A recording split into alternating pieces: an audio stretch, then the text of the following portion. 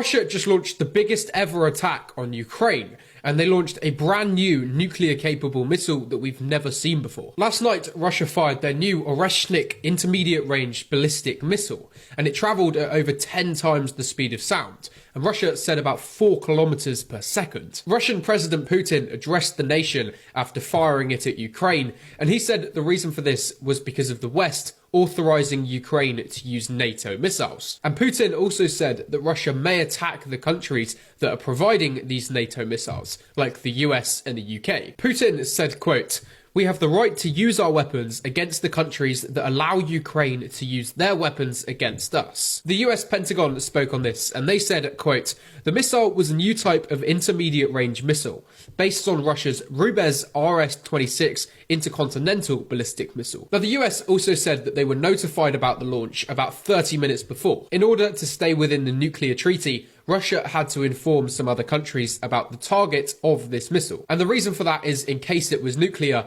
other countries wouldn't panic and they wouldn't preemptively launch an attack against Russia. Now, the US said that Russia told them they were going to, quote, "launch a big missile at Ukraine," but they weren't given any more details. So for about 30 minutes, NATO and the US was worrying that Russia was about to nuke Ukraine. And ironically, the only way they were able to find out if it wasn't a nuke was by looking to see if the city was still there after the missile hit it. But as Putin said, this comes in response to Ukraine being authorized to use the American ATACMS missiles on Russia. And it also comes in response to the UK authorizing Ukraine to use the British Storm Shadow missiles on Russia. But anyways, you can leave me a follow for some more global news.